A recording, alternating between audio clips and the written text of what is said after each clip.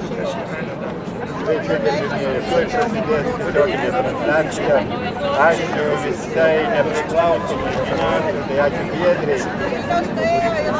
Lietuviškos žiniasklaidos asociacijos miškus vardu. Nuoširdžiai dėkoju kiekvienam iš jūsų, kad esate čia, Simono Daukanto aikštėje, prie Lietuvos Respublikos prezidento rūmų.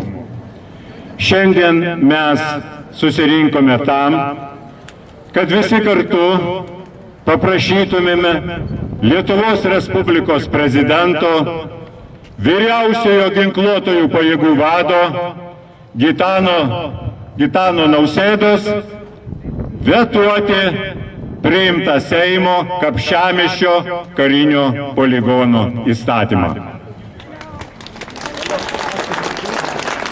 Gerbimieji, kiekvienam miškas iš mūsų reiškia labai daug. Vienam tai yra jūra, kitam tai yra gyvybės šaltinis, trečiam tai yra tautos istorija. Iš tikrųjų, mes daugelis iš mūsų augom miške arba užaugom. Mano miškai yra važiuojant nuo Vėžaičių link Artenos, atsiveria labai graži panorama ir aš 5 kilometrus eidamas iš mokyklos, didžiąją dalį praleisdavau miške. Ir iš tikrųjų, kai buvo Kapčiamiesčio žygiai, aš susipažinau su Kapčiamiesčio gyventoja Inga. Jinai rodo, sako, štai čia, šitoj girioje, mano kaimas. Ji nori sunaikinti, taigi čia visas mano yra gyvenimas. Ką mes, žmonės, galim padaryti prieš šituos valdžios sprendimus? Lietuvos vardas, manau, artimiausių metų skambės visoje Europoje, kad ji, pažeisdama tarptautinę teisę, Europos Sąjungos teisę, nacionalinius įstatymus, vienoje iš seniausių Europos girių, Kapčiamiesčio girioje, kuria karinį poligoną. Kodėl taip atsitiko, kad šita giria turi būti paversta karinė baze? Aš atidžiai klausausi mūsų valstybės politikų, kurie sako, štai cituoju poną Kasčiūną. Pabradės poligone treniruojasi amerikiečiai, Rūdninko girioje treniruojasi vokiečiai, o Lietuvos kariuomeniai nebėra kur treniruotis. Reikia Kapčiamiesčio girios. Tai gerbiamas Kasčiūne, jūs esat konservatorių partijos lyderis, partijos, kuri gerbia ir puoselė tautinės vertybės. Ar jūs skaitėte 37 konstitucijos straipsnį, kuriame aiškiai pasakyta, kad Lietuvos Respublikos teritorijoje negali būti jokių karinių bazių?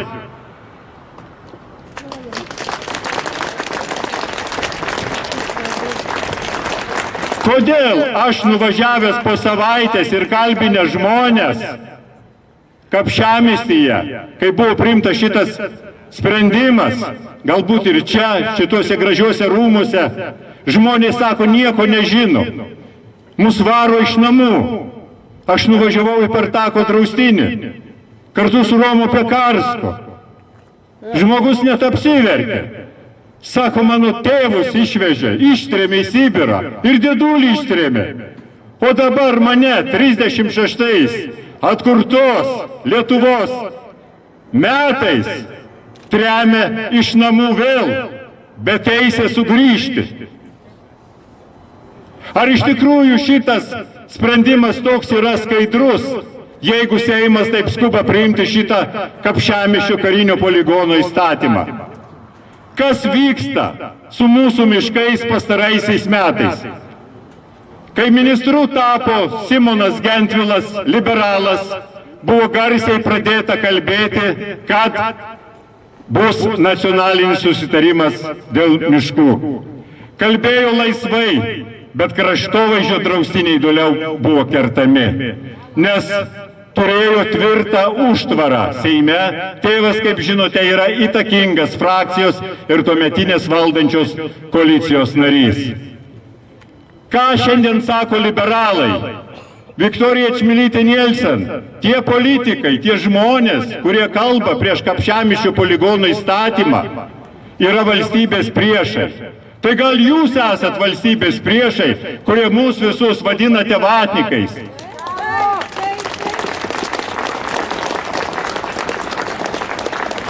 Kodėl jūsų vienas iš idėjinių lyderių šiandien sėdi Kauno kalėjime? Kodėl šiandien vyriausiasis neteisėtos miškų reformos autorius Saulius Skvernelis murkštosi, verkia Seime dėl to, kad dalyvavo korupcinėje byloje? Toliau, kas šiandien vadovauja mūsų vyriausybei? Lietuvos socialdemokratų partija. Kas vadovauja Seimo nacionalinio saugumo komitetui? Ponas Sinkevičius. Kas iš tikrųjų vadovauja Ingos Ruginienės vyriausybei? Jo sūnus iš Jonavos. Tas pats Jonavos meras, kuris kaip ir kiti dalyvaujantys Čekučių byloje turėjo būti nušalintas nuo valstybės valdymo. Deja, jį vienintelį, pabrėžiu, vienintelį išteisino aukščiausiasis teismas. Tai ar jūs tikite, kad Lietuvos Respublikoje teisingumą vykdo teismai? Ar jūs tikite, kad šitas karinis poligonas iš tikrųjų reikalingas dabar šiandien Kapčiamiesčio girioje? Kodėl iki šiol mums neatsako, kur tos 7 likusios vietos, kur būtų parinkta karių treniruotėms? Kodėl jūs braunatės į Partako draustinį? Kodėl jūs braunatės į Ilgio ežerą, į Kapčiamiesčio girią? Ir iš karto žadate iškirsti 1,5 tūkstančio hektarų miško, 100-mečių pušų.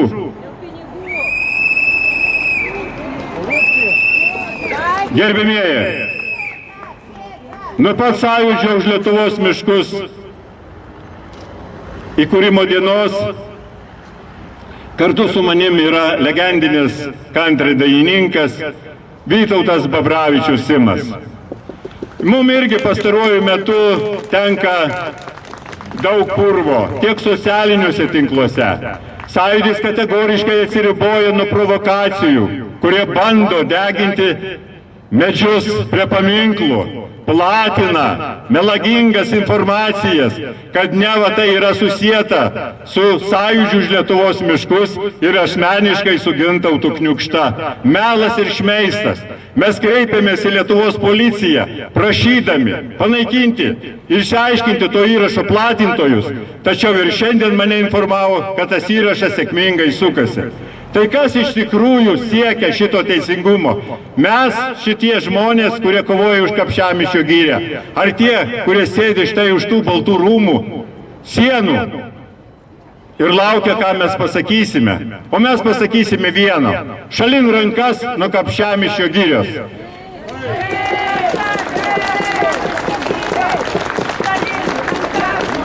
Vytautas Babravičius Simas, kviečiu Simą jūs į sceną. Atidarykit mūsų visuomeninio judėjimo Sąjūdis už Lietuvos miškus tautos sueigą. Simas dažnai man sako: Gintautai, kol tu kalbi, o aš dainuoju, mano vaikystės ąžuolo, gojaus ąžuolo, jie nedrįs kirsti. Dainuokim, Simai, toliau. Nedrįs. Gerbiami brolaliai, sugėdokime, atleiskite, dedu rankytės prie širdies. Ne tik man, visiems mums brangią giesmę. Su šia giesme atleiskit už individualų prisipažinimą. Man teko pareiga pradėti pirmąjį sąjūdžio mitingą dabartiniuose rūmuose, kur vakar atrodo, atleiskit, už vakar priimtas neva tai įstatymas dėl Kapčiamiesčio poligono arba poligonas poligonų dėl mūsų brolalių ir sesučių, liepelių ir ąžuoliukų kirtimo. Sugėdokime, tegul šita giesmė tampa šiandien mūsų susirinkimo apeiga, pradžia.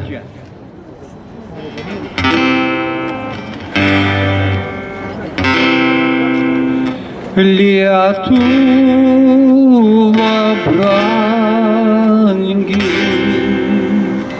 mano tėvynė, šalis, kur miega kapuos didvyriai, graži tu savo dangaus mėlyne, brangi tiek vargo, kančių patyrus, graži tu dangaus mėlyne, brangi tiek vargo, kančių patyrus, kur lygūs slėniai, sraunios dubysos, miškais lyg rūta, kalnai žaliuoja, o po tuos kalnus sesutės visos graudžiai malonės dainas dainuoja, o po tuos kalnus sesutės visos graudžiai malonės dainas dainuoja. Ten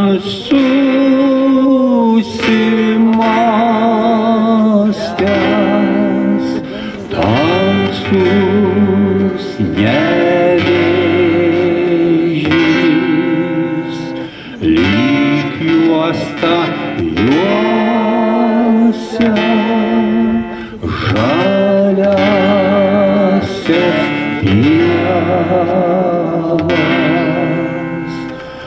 banguoja vaga giliai išrėžęs, jau gilią mintį težino Dievas, banguoja vaga giliai išrėžęs, jau gilią mintį težino Dievas.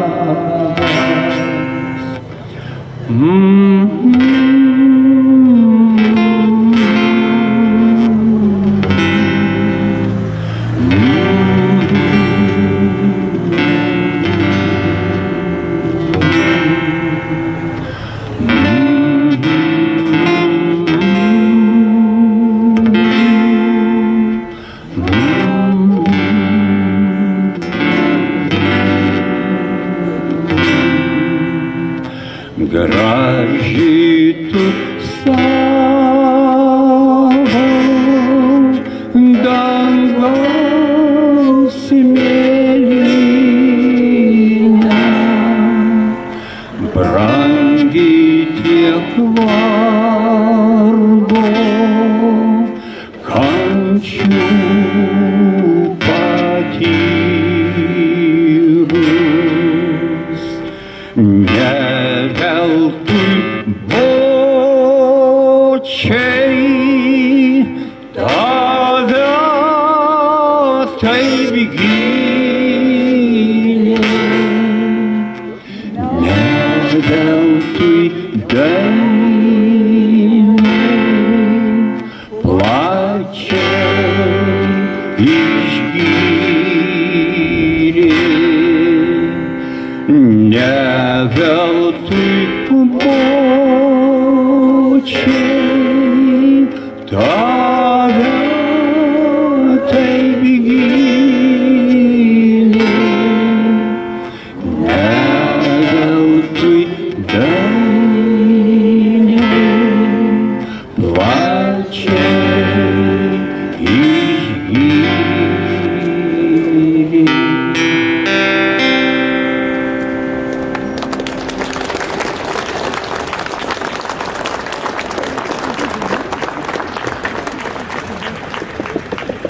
Nuoširdžiai dėkoju dzūkui Simui. Nuoširdžiai dėkoju Kapčiamiesčio bendruomeniai už pėsčiųjų žygius. Nuoširdžiai dėkoju Kapčiamiesčio asociacijai Kapčiamiesčio giria už jų sunkų darbą. Bet jų pastangos, tikėkime, nenueis veltui ir jau pasiekė jų parengti raštai ir tarptautinės organizacijas. Jų čia Lietuvoje neišgirdo. Gal išgirs kitos šalis, kitos organizacijos.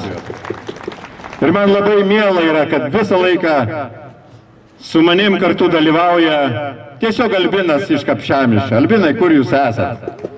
Ateikit, pasakykit žodį.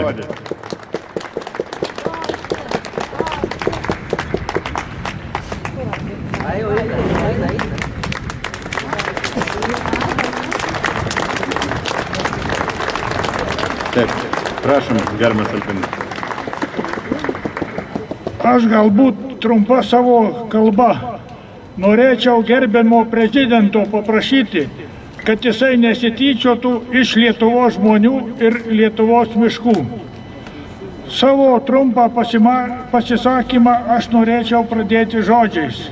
Jei ne grybai ir ne uogos, dzūkų mergos būtų nuogos. O iš tikrųjų taip ir yra.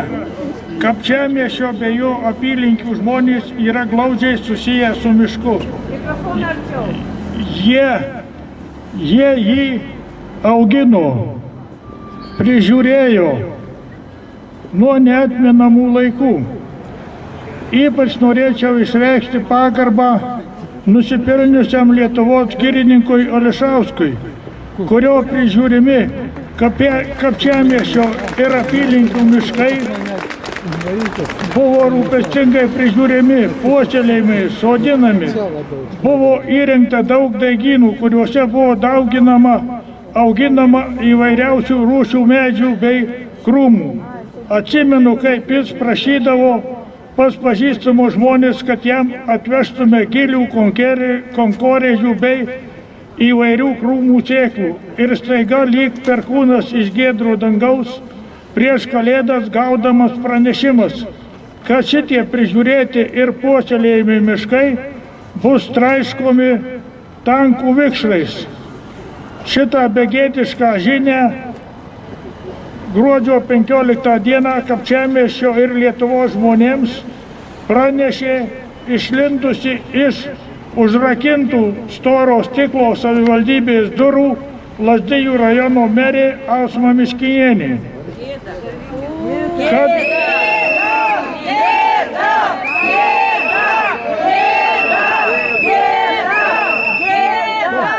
Kad su jos, o ne žmonių sutikimu, Nacionalinis saugumo komiteto sprendimu, kurį pasirašė Nausėda, Olekas, Ruginienė, Kaunas, Vaikšnoras, Kapčiamiesčio apylinkėse nesiderinusi nei su Lenkija, Baltarusija, prie pat jų sienų bus įrengiamas poligonas. Žinau, kad paminėjus Baltarusiją mane išvadins vatniku, bet norėčiau pabrėžti, kad poligonas ten įrengtas, nepabijosiu to žodžio, TSRS laikais 1950 metais. Dar kartą noriu pabrėžti, kad šis poligonas prieš Kapčiamiesčio bendruomenės ir Lietuvos žmonių valią įrenginėjamas neteisėtai. Jis yra stumiamas galingos karinės technikos buldozeriais. Todėl stovėdamas ant šios scenos prašau čia susirinkusių ir visų Lietuvos žmonių, neleiskime naikinti Lietuvos miškų bei jų gyventojų, žvėrelių, paukščių, namų, o ypač paskutinių kurtinių buveinių. Neleiskime, kad iš gyventojų būtų atimti namai, turtas, žemė, miškas, nesuteikiant jiems lygiaverčio turto grąžinimo. Kuriantis Lietuvai žmonės susibūrę rankomis ilgoje grandinėje atstovėjo jos laisvę. Naudodamasi šią progą dar kartą prašau visų Lietuvos žmonių, susivienykime, neleiskime naikinti miškų ir griauti gyvūnų bei žmonių gyvenimų. Ačiū už dėmesį. Ačiū labai. Ačiū.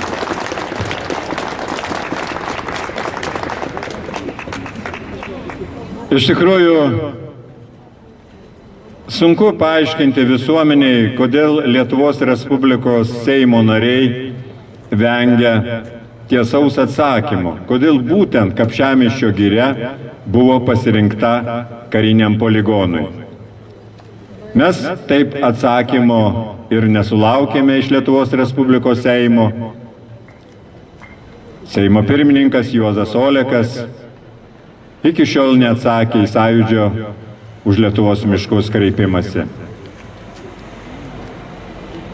Manęs kartais klausia, o kur ta vieta yra geriausia kariniam treniruotėm. Jeigu iš tikrųjų reikia dar vieno poligono, tai tikrai ne Kapčiamiesčio girioje.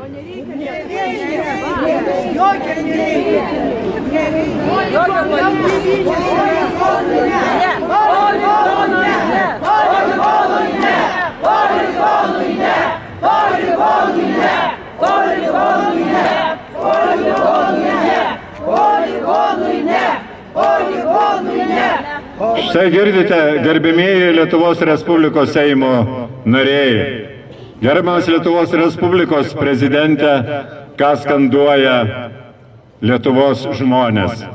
Gana poligonų, užtenka poligonų, kurių turime. Nepaverskime Lietuvos karinėmis bazėmis.